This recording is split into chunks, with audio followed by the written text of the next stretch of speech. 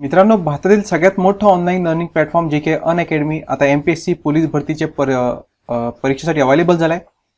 आपल्या मोबाईलमध्ये हा इन्स्टॉल करा, मोबाईल नंबर मागतो ते टाका आणि एमपीएससी हे टॅब सिलेक्ट करा. त्याच्यानंतर तुम्हाला अनलॉक कोड विचारेल. कोणताही व्हिडिओ आणि कंटेंट पाहताना त्या अनलॉक कोडमध्ये SOHELLIV सोहेल लाईव्ह टाकून ते तुम्हाला सगळा कंटेंट फ्री ऑफ कॉस्ट पाहता येईल.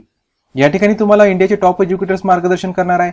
सगळ्याचे लाईव्ह सेशन असतात. सगळ्यांचे live session free of cost पाहण्यासाठी तुम्हाला अनलॉक कोड मी तुम्हाला सांगून दिलाय, त्याचा फायदा अवश्य घ्या.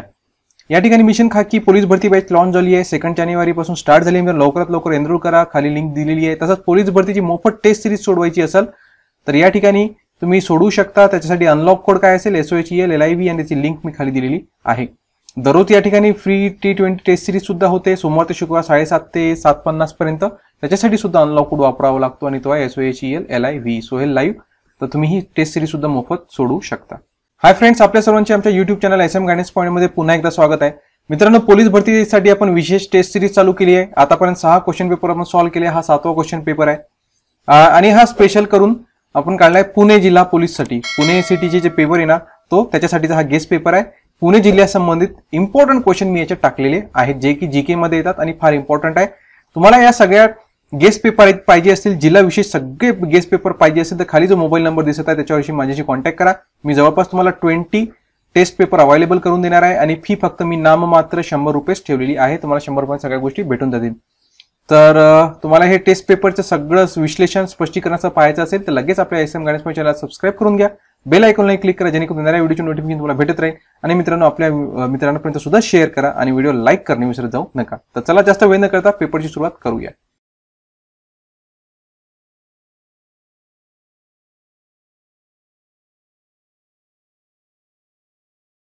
प्रश्न पहिला, पुणे जिल्ह्याची सीमा किती जिल्ह्यांना भिडलेली आहे? तर पुणे जिल्ह्याची सीमा एकूण किती जिल्ह्यांना भिडली आहे?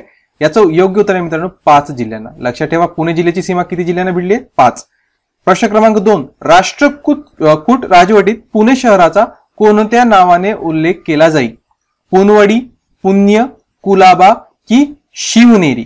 आणि याचं योग्य उत्तर आहे पुनवडी. लक्षात ठेवा, जे पुरातन काळातील नावं आहेत ना शहरांचे, ते विचारले जातात. त्याच्यामुळे ज्याही डिस्ट्रिक्टचा आपण एक्झाम देतो त्याचं पुरातन नाव आपल्याला माहित असलंच पाहिजे. तर पुण्याचं काय? पुनवडी. प्रश्न क्रमांक 3, राष्ट्रीय एड्स अनुसंधान केंद्र पुणे जिल्ह्यात खालीलपैकी कोणत्या ठिकाणी आहे?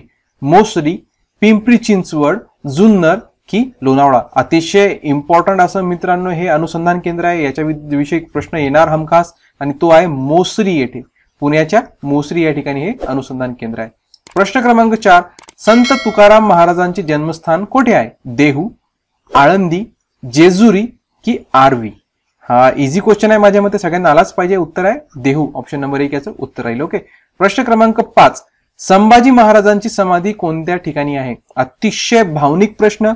जरी प्रश्न परीक्षेमध्ये विचारो की न विचारो, परंतु अशा प्रश्नांची उत्तर आपल्याला माहित असली पाहिजे मित्रांनो, कारण की भावनिक प्रश्न आहे आणि हे आपल्या भावनेशी जोडलेला आहे. यांचं उत्तर सगळ्यांना माहित असलंच पाहिजे आणि याचं उत्तर काय? ऑप्शन नंबर 2 वडू या ठिकाणी. प्रश्न क्रमांक 6, देशातील सर्वात युवा महापौर बनणाऱ्या व्यक्तीचे नाव काय? तुम्ही नुकतीच बातमी वाचली असेल की देशातील सर्वात युवा महापौर बनणार आहे आणि एक ती मुलगी आहे. अवघ्या 21 वर्षाची मुलगी आहे, जिचं शिक्षण सध्या चालू आहे, परंतु तिला महापौर बनण्याची सुद्धा संधी भेटली आहे. पहिले कोण होतं? पहिले हा जो आहे ना, हा खिताब जो आहे तो देवेंद्र फडणवीस यांच्या नावावर होता की सगळ्यात युवा महापौर बनण्याचं मान त्यांच्या नावावर होतं. परंतु आता त्यांचा हा रेकॉर्ड तुटलाय आणि तो कोण तोडला आहे? तर केरळ येथील आर्या राजेंद्रन या सगळ्यात कमी वयाच्या महापौर, आपल्या भारतात सगळ्यात कमी वयाच्या महापौर बनणार आहे आर्या राजेंद्रन. ओके, मुलगी आहे, हा केरळमध्ये. ओके, लक्षात ठेवा बॅकग्राऊंड. प्रश्न क्रमांक 7, टोल नाक्यांवर वाहनांची गर्दी कमी होण्यासाठी कोणता पर्याय वापरण्यात येणार आहे? फास्टॅग स्टिकर, नो लेन प्रोग्राम, ऑनलाईन पेमेंट की ट्रेस पासेस? अतिशय चर्चेचा विषय राहिलेला या वर्षीचा टोल नाक्या संबंधित. त्याच्यावर प्रश्न येणार आणि त्याचं उत्तर योग्य सगळ्या माझ्या मध्ये माहित असेलच सगळ्यांना. उत्तर काय? FASTag sticker. गाड्याच्या समोर फास्टॅग स्टिकर लावण्यात येणार आहे. ओके. प्रश्न क्रमांक 8, 2019-20चा फिफा सर्वोत्कृष्ट फुटबॉल पटूचा पुरस्कार कोणाला मिळाला? ही विचारण्याची शक्यता जास्त आहे, कारण एक रेकॉर्ड ब्रेक झालाय या पुरस्कारामध्ये. काय रेकॉर्ड ब्रेक झालाय की आतापर्यंत नाही का हा पुरस्कार भेटायचा एक तर रोनाल्डोला, क्रिस्टियानो रोनाल्डो जो पोर्तुगलचा खेळाडू आहे ना त्याला भेटायचा, किंवा मेसीला जो की अर्जेंटिनाचा खेळाडू आहे। या दोनच फुटबॉलपटूंनी आतापर्यंत या पुरस्कारावर आपलं वर्चस्व गाजवलेलं आहे। यांना सोडून दुसरं कोणाला भेटायचंच नाही, परंतु आता ही परंपरा खंडित झाली आहे। 2019-20 चा जो पुरस्कार आहे फिफा सर्वोत्कृष्ट फुटबॉलपटूचा तो प्राप्त झाला आहे रॉबर्ट लेवांडोस्की यांना हा खिताब प्राप्त झाला आहे। ओके, त्याच्यामुळे हा क्वेश्चन IMP बनतो।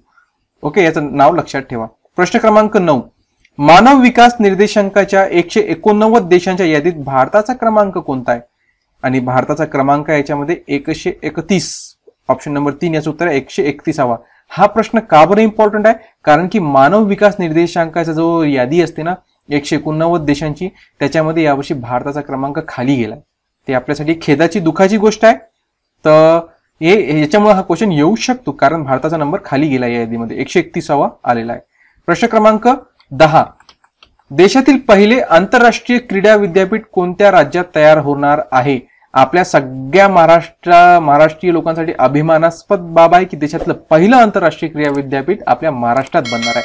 ऑप्शन 2 याचं उत्तर राहील। नेक्स्ट क्वेश्चन, प्रश्न क्रमांक 11, ढाकणा कोलकाज अभयारण्य कोणत्या जिल्ह्यात आहे?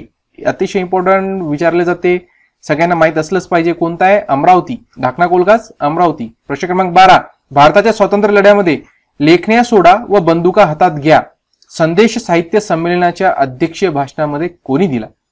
इम्पॉर्टंट आहे, काय होतं? लेखण्या सोडा व बंदुका हातात घ्या हा कोणी दिलेला आहे संदेश? तर हा दिला होता मित्रांनो विदा सावरकर यांनी। प्रश्न क्रमांक 13, बांदीपूर राष्ट्रीय उद्यान कोणत्या राज्यात आहे? आंध्र प्रदेश, कर्नाटक, ओरिसा की मध्य प्रदेश? आणि याचं योग्य उत्तर आहे ऑप्शन नंबर 2 कर्नाटकमध्ये। बांदीपूर कुठे आहे? कर्नाटकमध्ये। प्रश्न क्रमांक 14, महर्षी धोंडो केशव कर्वे यांनी विधवा महिलांसाठी पुण्यात पुढीलपैकी कोणती संस्था काढली? विधवाश्रम, शारदा सदन, निष्काम कर्ममठ की महिला आश्रम? आणि याचं योग्य उत्तर आहे मित्रांनो महिला आश्रम, ऑप्शन नंबर 4। प्रश्न क्रमांक 15, नादर चळवळ कोणत्या राज्यात होती? कर्नाटक, गुजरात, तामिळनाडू की केरळ? आणि याचं योग्य उत्तर आहे ऑप्शन नंबर 3 तामिळनाडू। नादर चळवळ तामिळनाडू या राज्यात होती। प्रश्न क्रमांक 16, भारतीय राज्यघटनेच्या कोणत्या अनुच्छेदात जीवन व व्यक्ती स्वातंत्र्याच्या हमीबद्दल नमूद केले आहे? बघा, हे जो आहे ना कलम जीवन व व्यक्ती स्वातंत्र्याचा, हा फार यावर्षी या जवळपास 3-4 वर्षापासून गाजलेला मुद्दा आहे। त्याच्यामुळे याच्यावर प्रश्न येणार म्हणजे येणारच। आणि याचं योग्य उत्तर आहे अनुच्छेद 21, ऑप्शन नंबर 1 अनुच्छेद 21। प्रश्न क्रमांक 17, खालीलपैकी कोणत्या समितीच्या शिफारशीवरून भारतीय राज्यघटनेत मूलभूत कर्तव्यांचा समावेश करण्यात आला?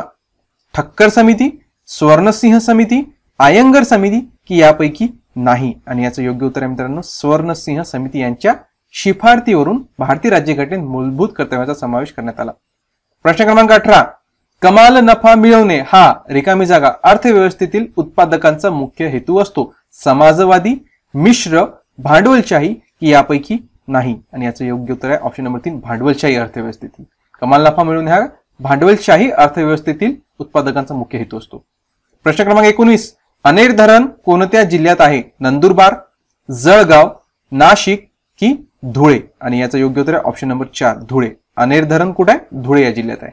प्रश्न क्रमांक 20, सोडियम बायकार्बोनेटचे रासायनिक सूत्र आहे? कोणता आहे? सोडियम बायकार्बोनेट माहित असलंच पाहिजे, परीक्षेत विज्ञानासंबंधित 2 ते 4 क्वेश्चन नेहमी येतातच। आणि कोणता आहे? NaHCO3, sodium bicarbonate NaHCO3।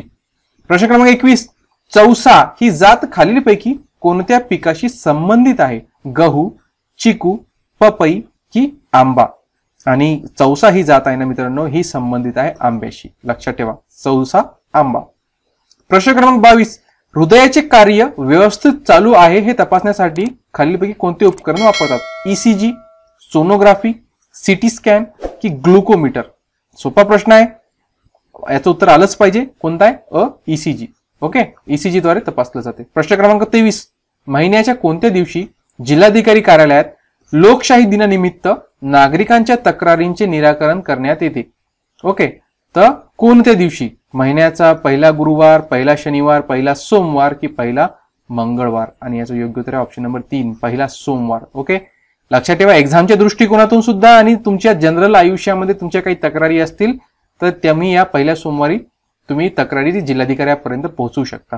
प्रश्न क्रमांक 24, रिकामी जागा ही संज्ञा बँकिंग प्रणालीशी संबंधित नाही. आरटीजीएस, एनईएफटी, आयएफएससी की टीआरआयपी? हे बघा सोपा प्रश्न आहे. आरटीजीएस आपण नेहमी करतो, एनईएफटी पण सुद्धा त्याच्याशी संबंधित आहे, आयएफएससी सुद्धा आहे. राहिलं कोणतं? संबंधित नाही विचारलं, मग कोणतं राहिलं? टीआरआयपी. ऑप्शन नंबर डी ही संबंधित नाही, म्हणजे हा उत्तर राहील. ऑप्शन नंबर 4 हे संबंधित नाहीये. प्रश्न क्रमांक 25, हॅरी पॉटर या कादंबरीचे लेखक कोण? अतिशय जगभर गाजलेली अशी कादंबरी, याच्यावर बऱ्याच एक्झाम मध्ये ऍज इट इज प्रश्न आलेला आहे. याचं उत्तर तोंड पाठ असू द्या. कोण आहे? याचं उत्तर आहे जे.के. रोलिंग. कोण आहे? कादंबरीचे लेखक जे.के. रोलिंग. याचं लक्षात असूच द्या, कारण बऱ्याच एक्झाम मध्ये आतापर्यंत हा रिपीट झालेला प्रश्न आहे. ते होते मित्रांनो जीके तील 25 क्वेश्चन अतिशय इम्पॉर्टंट. त्याच्यामध्ये मी पुणे जिल्हा विशेषचे सुद्धा क्वेश्चन कव्हर केले. तुम्हाला हे क्वेश्चन्स कसे वाटले मला नक्कीच कमेंट बॉक्समध्ये सांगा. व्हिडिओ आवडला असेल तर लाईक करा, आपल्या मित्रांपर्यंत शेअर करा, कमेंट करा आणि मित्रांनो चॅनलला सबस्क्राईब केलं असेल सबस्क्राईब करून घ्या. आणि टेस्ट सिरीज जॉईन करायची असेल तर खाली जो स्क्रीनवर तुमच्या मोबाईल नंबर दिसत आहे त्याच्यावर कॉन्टॅक्ट करा. 100 रुपये फीस फक्त ठेवली आहे आणि 20 पेपर मी तुम्हाला देणार म्हणजे देणारच. ठीक आहे. आजच्या व्हिडिओसाठी इतकंच. धन्यवाद मित्रांनो. अनअकॅडमीवर जर तुम्हाला प्लस कोर्स जॉईन करायचा असेल तर तुम्हाला अजून एक सुवर्ण संधी आहे की आपला जो अनलॉक कोड किंवा रेफरल कोड आहे SOHELLIV सोहेल लाईव्ह हा जर वापरला तर तुम्हाला प्लस क्लबचं सबस्क्रिप्शन घेताना तुम्हाला 10% डिस्काउंट भेटून जाईल. आणि प्लस सबस्क्रिप्शनचे बरेचसे फायदे आहे मित्रांनो. लाईव्ह क्लासेस तुम्हाला घरी बसल्या सगळे प्राप्त होतील. कुठं बाहेर जायची गरज नाही कोरोनाच्या या कालावधीमध्ये. अनलिमिटेड कंटेंट तुम्हाला या ठिकाणी प्राप्त होईल. इंडियाचे टॉप एज्युकेटर्स तुम्हाला मार्गदर्शन करतील. सगळं सिलेबस कव्हर करून दिला जातो आणि डाऊट क्लिअर तुम्हाला सगळं लाईव्ह क्लासमध्ये तुमचे मॉनिटर्स करून देतात. स्टडी मटेरियल पीडीएफ स्वरूपात प्राप्त होईल. आन्सर रायटिंगचे सेशन होतात. मेंटर तुम्हाला पर्सनली गायडन्स करतील. लाईव्ह टेस्ट, मॉक टेस्ट, विषय न्याय टेस्ट होतात आणि सगळ्यांच्या विषयाच्या संकल्पना तुम्हाला इथं स्पष्ट करून दिल्या जातात. तर वेळ न करता आजच अनअकॅडमी हे लर्निंग ॲप आपल्या मोबाईलमध्ये इन्स्टॉल करा आणि आपल्या स्पर्धा परीक्षेमध्ये आपलं सक्सेस निश्चित करा.